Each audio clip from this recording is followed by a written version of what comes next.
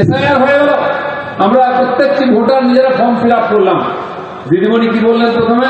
কেউ form fill up করবে না। এদিকে বলছেন, এদিকে বাঁ হাতে নিয়ে ফর্মটা নিয়ে রেখেছেন টেবিলে আর ভর্তি করে জমা দিয়ে দিয়েছেন। আর একজন মমতা বড় ঠাকুর আছেন, গুরুমা, তিনিও মিথ্যা কথা বলছেন, লোককে প্রতিশ্রুতি দিয়েছেন। ওখানেও ভুল বুঝিয়েছেন যে আমরা আছি, কেউ যাবেন না, পালিয়ে এসছেন ওখানে ছেড়ে দিয়ে গরিব মানুষদেরকে, নমসূত্র মতবাদের। আবার এখানে ভুল বোঝাচ্ছেন যে সিএতে ফর্ম ফিল আপ করবেন না, এসআইআর ফর্ম ফিল আপ করবেন না। আমি ওনাকে জিজ্ঞেস করতে চাই, আপনি এমপি, আপনার মেয়ে এমএলএ, আপনার ফর্ম ফিল আপ করে দেবেন না? আপনারা করবেন, ভোটার হবেন, ভোট লড়বেন, এমএলএ এমপি হবেন, আর গরিব জনতা তারা ভোটারও হতে পারবে না। নরেন্দ্র মোদী তাদেরকে ভোটাধিকার, তাদেরকে নাগরিকত্ব দেওয়ার জন্য সিএ পাস করিয়েছেন। 22 বছর পরে এসআইআর হচ্ছে। যারা ভোটাধিকার পাওয়ার কথা প্রত্যেকের জন্য ভোটার হয়, আর যারা ওপার থেকে এসে ঢুকে পড়েছে, এখানে লুট করছে, যারা আমাদের দাঁড়িয়েছে আবার পিছনে চলে এসছে এখানে বাংলাদেশ বানাবার জন্য, তারা যেন ভোটার লিস্টে ঢুকতে না পারে, তার জন্য এসআইআর হচ্ছে। মারা গেছে 20 বছর আগে, তার নাম এখনো আছে। টিএমসির যদি নেতা হয় না, সে তার বাপ হলে কোনোদিন বলবে না 100 বছর হলে। 20 বছর ধরে তার নাম দিয়েছে, প্রত্যেকবারে সে ভোট দিয়েছে। আমাদের একজন কর্মী আমাকে বললো, জানেন দিদা, সেদিন আমার পিসি খুব কষ্ট পেয়েছে। পিসে কোথায় কথা মনে এলো, 5-6 বছর আগে মারা গেছে, তোর পিসিটা মরে গেল অসময়, হ্যান। তো আমি আর কি সান্ত্বনা দেবো পিসিকে? বললাম, তুমি দুঃখ পেও না, ভোট আসছে তো, ভোটে কিন্তু বুথের সামনে দাঁড়াবে, দেখা পাবে। বলে কি বলিস? বলে হ্যাঁ, ভোট দিতে। পিসে মশাই মরেও প্রত্যেকবারে ভোট দেয়, আর টিএমসি নেতাদের মা বাপরা কোনোদিন মরে না, ভোট দিয়েই যায়। এবার সেটা ছাঁটাই হবে। আর যখন আমরা বলেছিলাম 1-1.5 কোটি মানুষ ভুয়ো ভোটার বাদ যাবে, চেঁচাচ্ছেন দিদিমণিরা। তার ভাইরা কি বলেছিল? যে ভোটার বাদ দেবে বিয়েলে তার হাত কেটে দেবো। কয়জনের হাত কেটেছে? 1 বছর তুলো কাটতে পারে না। কি বলছিল? বিজেপির লোকেরা গাছে বেঁধে দেবো। কাকে বেঁধেছ? কিচ্ছু করতে পারবে না, হাঁটি বাঁধতে পারবে না তোমরা। কেউ কেউ বলছিল কি রক্তগঙ্গা বইয়ে দেবো। কি রক্তগঙ্গা বইবে? চোখে জল বইছে এখন। যে 58 লক্ষ বাদ গেছে, উনি হাড় পাঁজর বেরিয়ে গেছে, কিচ্ছু করতে পারেন চোখের সামনে। মৃত ভোটার তো গেছে, অন্য জায়গায় চলে গেছে। যারা ঢুকে পড়েছিল তারাও ভোটারের ফর্ম নিতে আসেনি, ফর্ম নিলে জমা দেয়নি। 58 লক্ষ বাদ গেছে। অনেক হাওয়া দেওয়া হয়েছিল, বিএলওদের চমকেছিল, নাম দিতে হবে। বিএলওরা বলছে, পাগল হয়েছে, আমার চাকরি দেবে, ছেলে বউ কি খাবে? তারা কিন্তু কেউ দেয়নি। কল্যাণীতে এক বিএলও করে নিল, তার বাড়ি ঘিরে ইট পাথর মারা হয়েছে। কি দেখেছি টিভিতে দেখিয়েছে, জোর করা হয়েছে, তাও 58 লক্ষ বাদ গেছে। গাছে না উঠতেই একটা দিন। দিদি বুঝতে পেরেছেন সময় খারাপ, আরো 10-20-50 লক্ষ বাদে 1 কোটি হলে তো গেল, বিজেপির নিচে চলে যাবে। যে লিডটা পেয়েছে সবই ভূতের ভোটার। তাই দিদিমণি কলকাতা থেকে হাঁটাহাঁটি করে দার্জিলিং এর চিৎকার করছেন, এই করবো তাই করবো, সুপ্রিম কোর্টে চলে যাচ্ছেন। ছেলের নাম বাবাজি, ভাইপো তো তা না, দিল্লি পর্যন্ত চিৎকার করছেন আর রাস্তায় গোড়াগড়ি দিচ্ছেন, এটা করতে দেবো না, ওটা করতে দেবো না। শেষে দেখুন কেউ শুনছে না। এখানে এসে বলছে, জানেন ইলেকশন কমিশন আমাকে আঙুল দেখিয়েছে। তুমি সকাল বিকাল আমাকে কাঁচকলা দেখাবে আর তোমাকে আঙুল দেখিয়েছে, খুব কষ্ট হচ্ছে, তার জন্য সভা করে বেড়াচ্ছে। এই 2জন যুব নেতা ভারতবর্ষে সর্বনাশ করলো। একজন তো যুবক থেকে গেল, বিয়ে হলো না, বিয়ে হলো না, গাড়ি পেকে গেল, যাত্রা করছে। ইলেকশন গুজরাটে, কেরলে গিয়ে যাত্রা করে, কংগ্রেসে কি হবে, মাটি চাপা পড়ে গেছে। আর একজন এখন বেরিয়ে পড়েছেন, সাবালক কাটিয়ে রাস্তায় নেমেছেন, এবার নাকি উল্টে দেবেন, পাল্টে দেবেন। কি করবেন সেটা তো বাংলার মানুষ জানে। তাই এসআইআরই আমরা বুঝেছি, দিদিমণির যে ভবানীপুর থেকে যেতেন, সেখানে 44,500 নাম বাদ গেছে। উনি কত ভোটে যেতেন?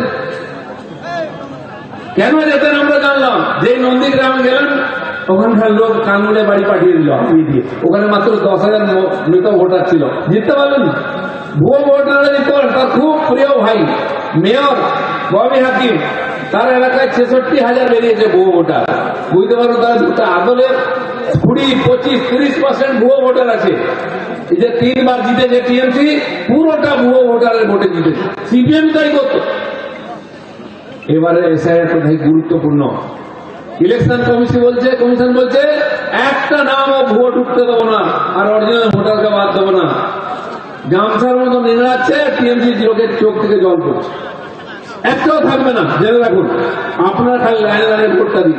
আপনারা অনেকে জিজ্ঞেস করেন আমাকে, দিলীপদা আমরা তো করতে পারি বিজেপিকে ভোট দিই, আপনারা জিততে পারেন না। আমি বলছি হ্যাঁ হ্যাঁ এবার দিন জিতে যাবো। বলছে ভোটটা যায় কোথায়? ভোট যায় না কোথাও, ভোটটা বিজেপিতে যায়। তাই 2 কোটি 40 লক্ষ 2 কোটি 38 লক্ষ ভোট আমরা বারে বারে পেয়েছি। তারপরেও এই যে 50-60 লক্ষ ভোট বেশি, সেটা হচ্ছে ওই 1 কোটি ভুতুড়ে ভোটারের থেকে ভোটটা পড়ে যায়, তাই আমরা জিতেও হেরে যাই। এবারে কিন্তু তা হবে না। দরকার হলে কেন্দ্রীয় বাহিনী ভোটের রুমের মধ্যে থাকবে, বুথের ভিতরে থাকবে, ভুয়ো ভোটার ঢুকবে না, ফলস ভোট চলবে না। আমি যখন বলতে আরম্ভ করেছি, একজন মাস্টারমশাই ফোন করেছেন, আপনি ঠিক বলেছেন, বুথের মধ্যে সেন্ট্রাল ফোর্স রাখুন, নাহলে আমাদের কানের কাছে বন্দুক ঠেকিয়ে বলে 50টা ছাপ্পা মোট বাড়বো। মাস্টারমশাই নড়বেন না, কিন্তু চলে গেলে বাবা বলার সময় পাবেন না। তাকে বসিয়ে রেখে বন্দুকে ঠেকিয়ে রেখে আর ছাপ্পা মোট মারছে 50 থেকে 100টা ভোট এক একটা বুথে পড়ে। ভাবুন 250টা যে বুথ হয় একটা বিধানসভায়, কত ভোট পড়লো? ওটাই তো লিড আছে, বাকি আমাদের চেয়ে পিছিয়ে আছে টিএমসি। তাই এবারের নির্বাচনে না ভুয়ো ভোট না ছাপ্পা ভোট, ভোট দেবে পশ্চিমবাংলার যারা ভোটার তারা। তারপরে যদি জিতে আসে টিএমসি, তাহলে মানব হ্যাঁ মানুষের জাজমেন্ট। বিহারে এসআইআর হলো, তখন থেকে চিৎকার চেঁচামেচি, এসআইআর হচ্ছে, এই ভোট চুরি হচ্ছে।